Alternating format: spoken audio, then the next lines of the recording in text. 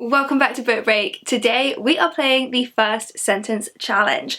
I played this once before on this channel about 6 months ago, so I will link to that video below. Basically it's simple. I have got my sister to write down the first sentences of 10 of the books on my shelves. She sent them to me in an email, so I'm going to have to try and identify the book from the first sentence alone. She has also sent me a separate email with the answers in case they get really stuck. Last time, I should have watched the video that I did last time before filming this, but I didn't, so I can't remember what score I got, but I think I did pretty well, so I'm hoping to do even better this time. Okay, so let's dive straight in. The first line: "We came to Birchwood Manor because Edward said that it was haunted." Okay, I'm like 99.9% certain I know that that one must be The Clockmaker's Daughter, because Birchwood Manor, I'm pretty certain, is the name of the manor house that's like the centre of that whole book. It spans generations, like so many different people who have lived or stayed in this one house over the years, and I'm pretty certain the house is called Birchwood Manor. So let's find out if I am correct. The first line of The Clockmaker's Daughter, this is my proof copy, now has a lovely new paperback cover that looks like this. But let's see. "We came to Birchwood Manor because Edward said that it was haunted." Straight out the gate, 1 out of 1 so far. Okay, number 2. "It was there from the beginning, the day they first saw the house." I have no idea. It was there from the beginning, the day they first saw the house. That sounds like a haunted house kind of story.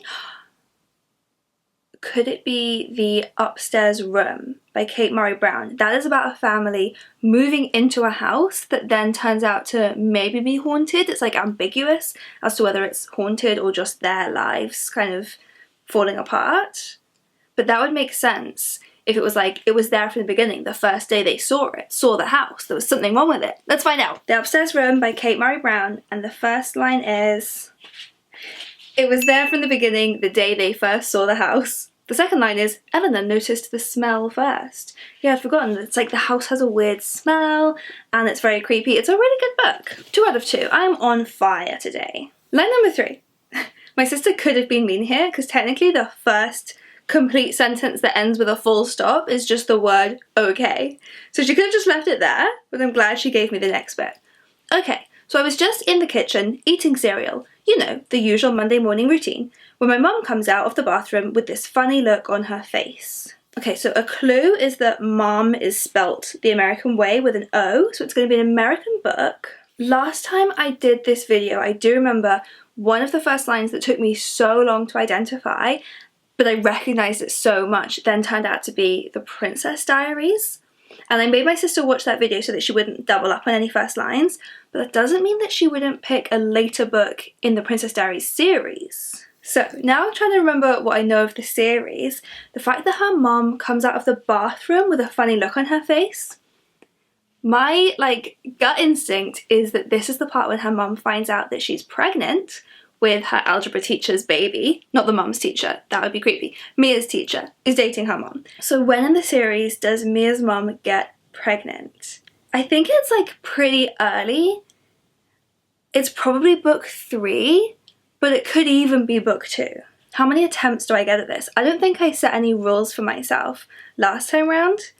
Should I say that I get 2 attempts before I have to say I failed? We have the Princess Diaries series here.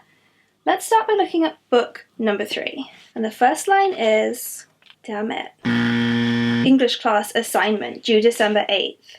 I'm gonna go backwards and try book 2. The first line of the Princess Diaries take 2, and this is my take 2 attempt. Okay, so I was just in the kitchen eating cereal, you know, the usual Monday morning routine, when my mum comes out of the bathroom with this funny look on her face. And yeah, I was right off the context. Oh my god, my mother is having my algebra teacher's baby. 3 out of 3, take a bow. Line number 4, "We invited him to all of our weddings. He was famous." I think I know this one. I cannot believe how well I'm doing, but the first line of Shotgun Love Songs by Nicholas Butler, I'm pretty certain is that. It's about a group of friends, a group of men who grew up together in the same small town. They were best friends and their lives took them in massively different directions, but then they all reunite in town for the wedding. of one of their friends, and one of the men is now a famous musician. Shotgun Love Songs by Nicholas Butler, and the first line is, "We invited him to all of our weddings, he was famous." I cannot believe how well I'm doing. Touch wood, don't jinx it, Emma. Line number 5, salt for pride. That's it, salt for pride. What does that mean?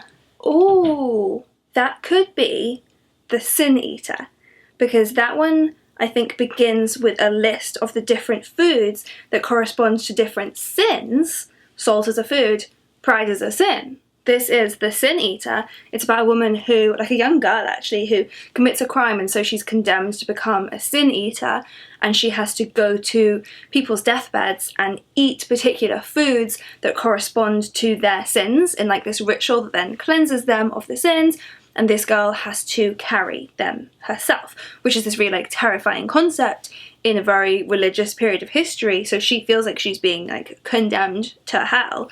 She's also not allowed to talk. It turns out to be this whole mystery. It's like a conspiracy in an alternate historical setting. It's a really fun book.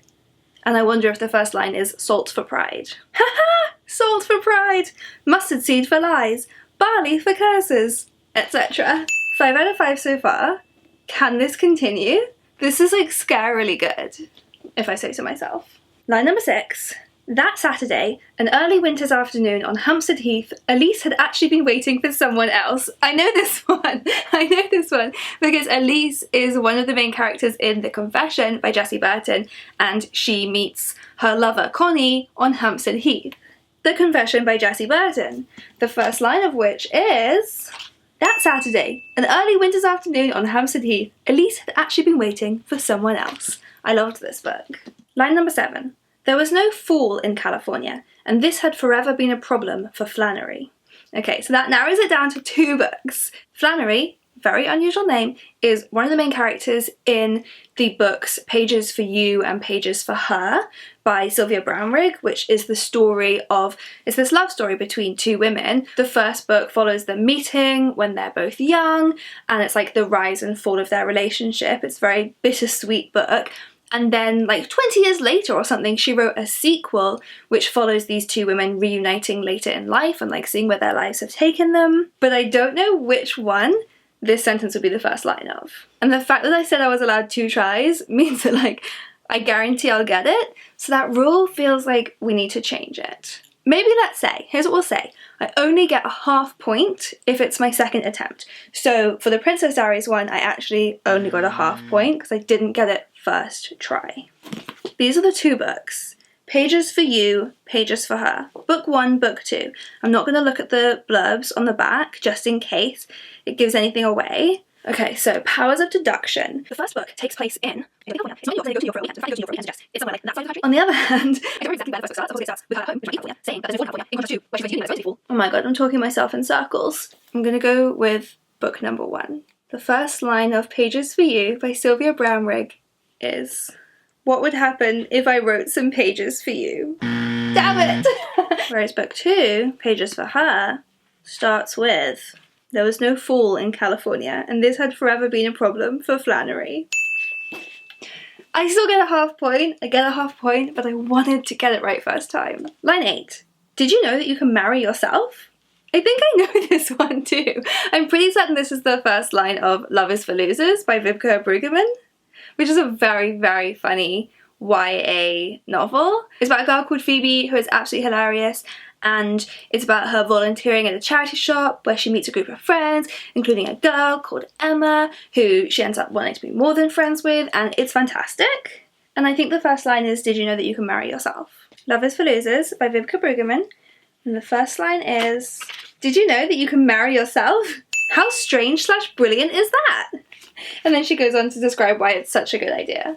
Line number 9. When I first saw the advertisement in the newspaper, I thought I might actually burst. Okay, this one I don't recognise. When I first saw the advertisement in the newspaper. Okay, so I have recently read a book called The Imposter, and in that, it's about a girl who gets obsessed with this news story. But I don't know if that would fit the first time she saw the advert she felt like she could burst. It's more like a slow-growing obsession. Then there's Dear Mrs. Bird, which is about a character who works at a newspaper. She starts like answering agony aunt columns, but I don't think that sounds like the first line. The first line of that book is hilarious. It's something about getting an onion for a stew. It's like very jolly. I don't think it's that. What was the line again? When I first saw the advertisement in the newspaper, I thought I might actually burst. After such a good streak, I am completely drawing a blank with this one. Who would see an advert in the newspaper? What could that be about? I have a book here called The Apartment by S.L. Gray, which is about a couple, it's a horror story about a couple who go on a house swap. So possibly that is something that you would see advertised in the newspaper. It's a very, very creepy book. I don't think that first line sounds like the right vibes for it. But maybe it is. The wine has gone to my head, I realise, as I sway into the kitchen to get another bottle. Okay, we've lost our chance for the full point. We could still get a half point. What kind of thing is advertised in newspapers? Flawed is a YA book. This is about a group of friends who meet at it's like at a BBC internship or a training day, something like that, and then something happens, they'll get trapped in a lift together, and then throughout the years we kind of follow them as they meet up once a year and stay friends. So possibly that first line is referring to seeing the advert in the newspaper for this work experience day. That sounds really exciting. No, the first line of this is, I realise I'm staring at the arse of the guy in front of me roughly 7 seconds before he does, but that's all the time I need for several thoughts to run through my mind. First, I think, nice arse. It goes on. Okay, wow, Emma, you failed. That was the first fail of the video. At this point in the last video, I had failed multiple of them, so I'm still doing really well, but I had such a good streak. The final one, line number 10, is, the house stood on a slight rise just on the edge of the village. Wow, again, I have absolutely no clues. There's another one about a house, huh? The house stood on a slight rise just on the edge of the village. What's another book where a house is really important? It could be The Neighbour, which is about a family moving into a house in a village where there's been a string of serial killings. This is a maybe. It could be White is for Witching, because that is about a haunted house, but in present the first line of this is something about someone being buried under a tree or something. It's something very creepy. It could be Our Dark Secret by Jenny Quintana, because that, you know, the front cover is a house. It's about two girls like keeping a secret about something they did over the decades. I can't remember exactly what happened. I can't remember what the secret is, but maybe it's something they did at a house. Putting this in my maybe pile. Could it be A Whole Life by Robert Seataler? That's like a very rural setting, so maybe his house is on the edge of a village. None of these are screaming right answer at me. I'm going to start with The Neighbour. This is about them buying a house, so it makes sense if the first line was about the house. At first, the children were laughing. No, incorrect. This is such a creepy book though. Okay, and for a chance to get a half point, I'm going to go with Our Dark Secret. It does have a house on the cover. I met Rachel, damn it, I knew this first line. I met Rachel in the summer of 1978, the year before they found the first body. I have a feeling that I picked this in the last video as well and was wrong, and then read that first line and was like, oh my god, that's such a good first line. And I still didn't remember. Okay, let's find out the answers. Oh my god, no way. No way. So for line number 9, when I first saw the advertisement in the newspaper, I thought I might actually burst. I said this! It's Dear Mrs. Bird! The onion thing is in the second sentence! It's such a wonderful, wonderful beginning to a novel. When I first saw the advertisement in the newspaper, I thought I might actually burst. I'd had rather a cheerful day so far, despite the Luftwaffe annoying everyone by making us all late for work, and then I'd managed to get hold of an onion, which was very good news for a stew. But when I saw the announcement, I could not have been more cock-a-hoop. I love this book so much, but I now hate it for making me lose that point. I said this one, but I remembered the onion thing. It's the worst day of my life.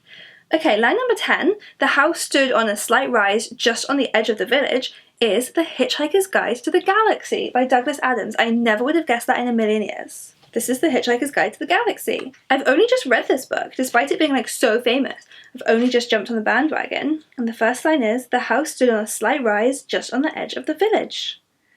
Yeah, because I guess it starts very normal before all of the like hilarious sci-fi stuff kicks in.